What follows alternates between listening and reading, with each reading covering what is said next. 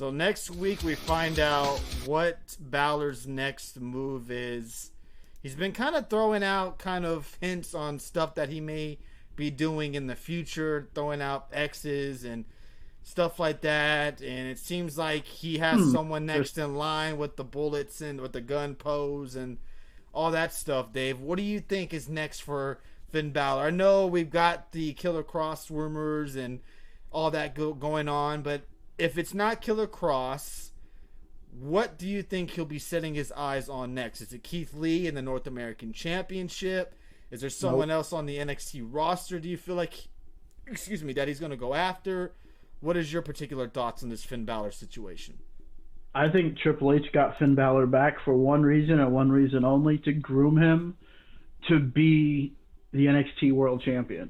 I think that's it. I think he's going to come back and win that title sooner than later. Mm-hmm. And be like he was kind of the guy when he was. People were talking all praise for NXT when Finn Balor was the world champion, and they're saying this is the best NXT has ever been. This is the peak of NXT right here. Right.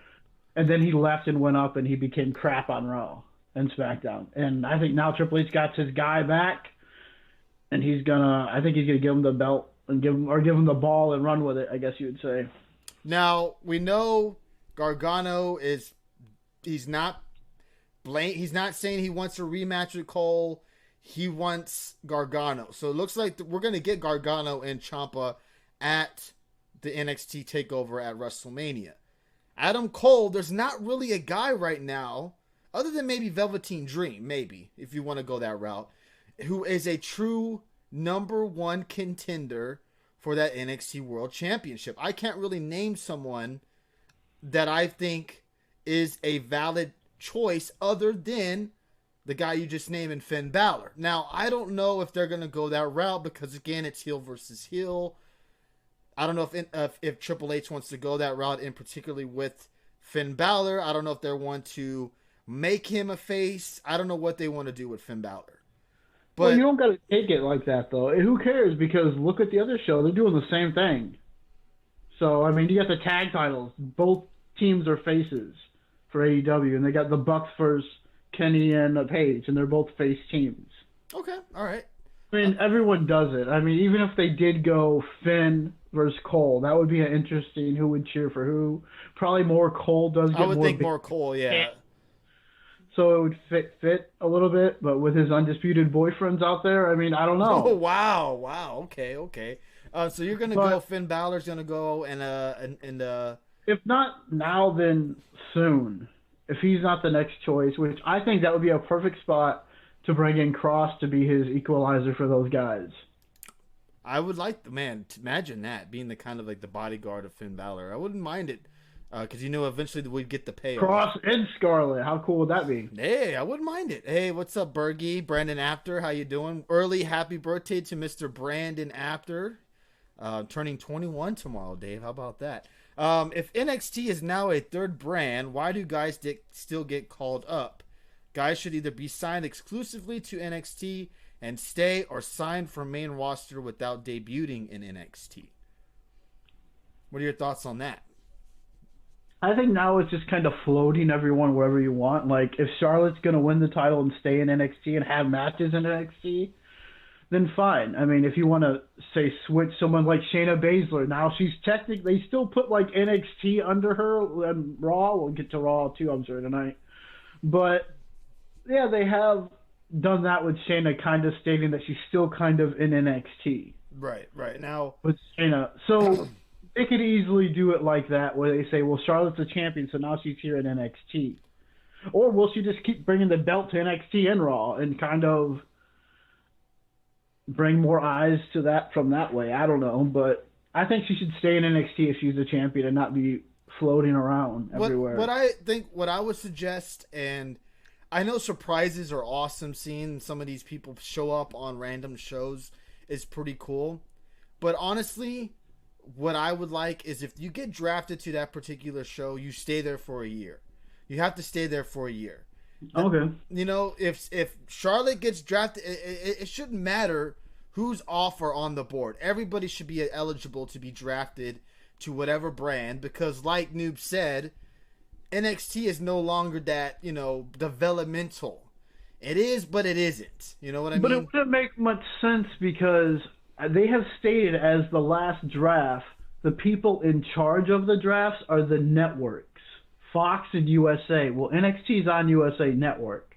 So that should mean that anyone from Raw and from Raw should be able to go to NXT because they're on the same network. No, it shouldn't mean that. It means you should be signed to your official brand.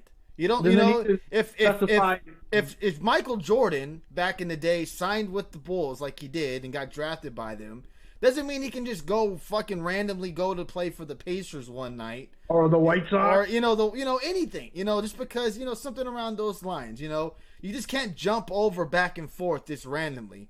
It'd be nice if they actually kept it where if Bianca Belair got drafted to SmackDown, she's there on SmackDown for a year, regardless if they use her or not. They should stay on that particular team. Yes, I meant the Wizards. I'm sorry. Thank you, Truth and Loyalty. It seems like it's just so chaotic with how they run things, with the letting whatever person go, jump back and forth. It only makes sense around this time, around WrestleMania, when you can go out there and choose who you want to face, like a Charlotte did.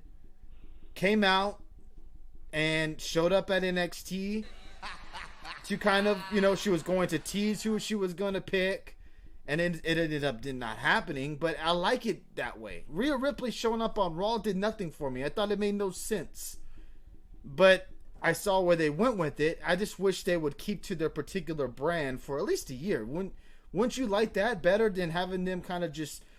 I didn't mind Balor getting moved down, but it wouldn't have made sense to have him get drafted by NXT. Imagine if that actually happened. Yeah, I would like to see them, if they're going to do a draft again, which the rumors are they're going to do one right around after WrestleMania. If that's true or not, I don't know.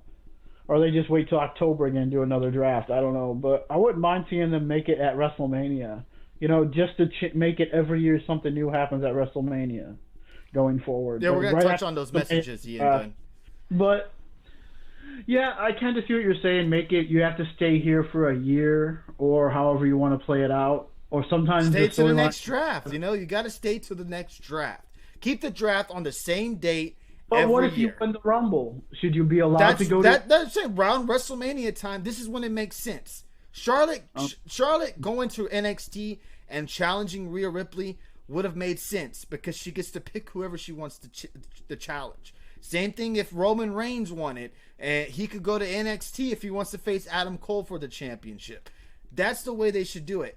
When the draft happens, we hardly ever see big names get moved over to where? NXT. Imagine if NXT picked up a Balor during the draft, or just name someone who's high caliber in Raw or SmackDown. It would get more shock value to it. NXT gets the guys that they would get like a Heath Slater or someone that really we wouldn't give a shit about. It would be nice to see them actually get the big guns over there. Would hurt probably Raw and SmackDown, but imagine who they could bring over from NXT. It could help all three brands out, because what eventually happens is things start getting stale over on the three shows because we've either seen it before or have had these matches before, the feuds have happened before.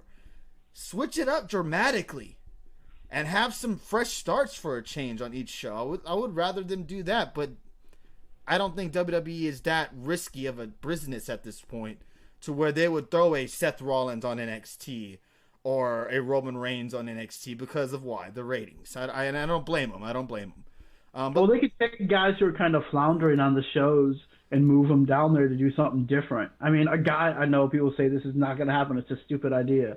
But a guy like a Daniel Bryan, who isn't really doing anything on SmackDown right now, he's not going to be involved in no title picture, but to me, he would be a perfect guy just to send to NXT. Yeah, I agree with you. I'm not going to touch on the messages yet because we're going to get into that.